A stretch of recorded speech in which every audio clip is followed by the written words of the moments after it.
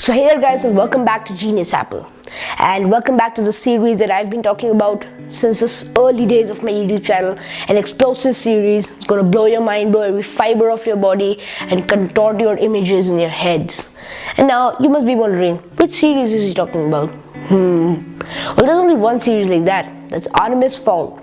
Now, if you don't correctly remember, or if you have just started watching my videos, if you're new, then you might not know that I had already posted 2 videos on Artemis Fowl. So the first video ever that I uploaded on this channel was on Artemis Fowl, the first book, and I'll go ahead and leave a link to it in the description below, and make sure you watch that before continuing with this video. After that, I posted another video which was of the third part of Artemis Fowl. I'm going to leave a link to that also in the description below, and go ahead and check that out. So today I want to give you the book review and summary of the 4th part of the Artemis Fowl series. So let's get it out and we'll talk about it in 1 second probably. Right, so the book is titled Artemis Fowl and the Opal Deception. I hope it is clear. If it's not, I apologize, but it's Artemis Fowl and the Opal Deception. So Artemis Fowl, in the last book, if you've seen my previous review, you might know that Artemis Fowl's mind has been wiped completely, but now a certain someone wants him dead, and that certain someone had appeared in book number 2, and that certain someone is a power-crazed pixie.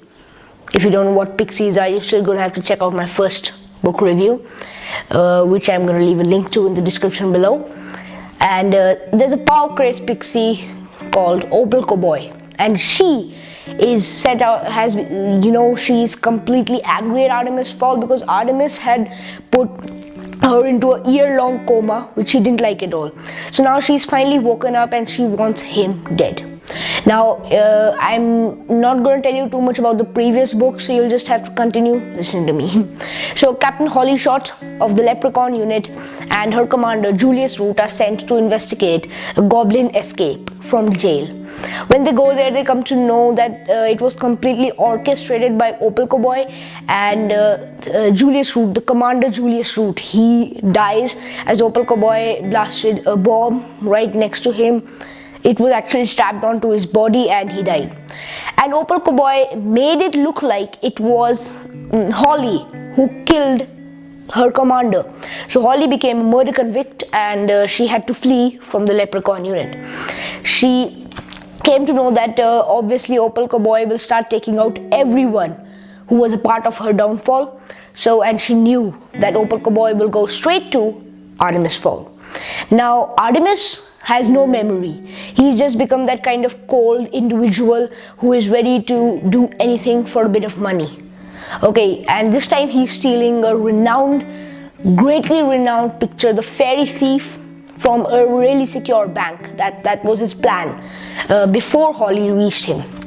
Now, it was Opal's plan to blast a biobomb into Fowl Manor, where Artemis lives, and get rid of Artemis Fowl. But Holly managed to reach him first and explain and gave the details to Artemis Fowl. Alongside this, when you go to the Leprechaun side of it, Commander Julius Root is dead. So an acting commander, Arksool, ARK space SOOL, has been he's been put up and registered to be the next commander. And he is not a good individual. He's a gnome, but he's not a good individual. He's a bad individual. He's like, somewhat an evil version of Artemis Fowl, if that's possible. So he does not listen to Foley, who is Holly's friend. He believes Holly to be a murder convict, and so basically he is just against Holly. And I don't know why I've been holding this book. I'm just gonna keep it over here. Wait, I can't balance it. So he distrusts Holly, and he suspects her of killing her commander, and that's why he really doesn't like her. That's just a different kind of mindset. You shouldn't have that mindset, remember that. So Artemis, he's forewarned of the danger towards him and his life, and his bodyguard Butler has no role to play for the starting time. So the dwarf Mulch Diggums had been given a disc which contained Artemis Fowl's memories through which he had told Artemis Fowl, Artemis Fowl could remember all of his memories of the fairy, the leprechaun unit and all that, just after watching that clip, that entire CD. There were 2 files in that. One was for Artemis himself and one was for Butler. So Butler saw his file first because Artemis was getting attacked by a couple of trolls and Holly was with him, and Butler, he saw his file first from Mulch. So he regained his memories and he was completely happy. So he set out to find Artemis and they managed to save Artemis, but Artemis expected all of this to be some kind of hallucination. He thought that everything that was happening around him was completely inside his head and he was in a coma. After he saw the tape, his memories returned to him. They were like natural things. His brain easily accepted them, filled in the gaps which were empty due to the loss of the memories. Nearly 1.5 years memories returned into him and he emerged being a new man. This time he was intent on stopping Opal Cowboy.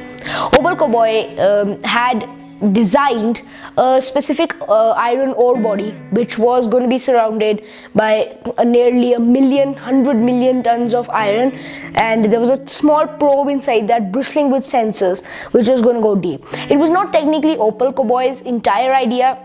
It was a human's idea whose name was Giovanni Zito. Yeah, that's a weird name, but Giovanni Zito. He was a renowned scientist, and Opal had used some magic on him so that he would believe that Opal was his daughter, adopted daughter. So Opal convinced him to dig into a specific place using a super laser which she invented, and he discovered the Hamite ore body. And inside that Hamite ore body, he put a probe bristling with sensors and sent it to the core of the earth. That was a big discovery for man, not for anybody else, because under the earth's crust is the lower elements police, and that was what Opal Cowboy planned to do. The chutes which connected the surface to the leprechaun units, she planned to burst one of the chutes so that the probe would enter and destroy the entire of Haven, the underground place. So this time Artemis Fowl, Holly, Butler, Mulch have set out to stop Opal Cowboy and her misdeeds, her evil deeds, to destroy entire Haven. She even induced a pituitary gland into her head so that she would become human and she would join the humans and become the king of humans. She won't become a king, she'll become a queen. I don't know why I said that, but she's going to become a queen of humans and she's going to control all of them with the magic. That proves out to be a little of a setback for her, but we'll talk about that later. Anyway guys, that's all for this book review and summary. Thank you guys for watching. Make sure to check out the videos which I'll be linking in the description below. And thank you guys for watching. See you next time. Oh yeah, please like and share.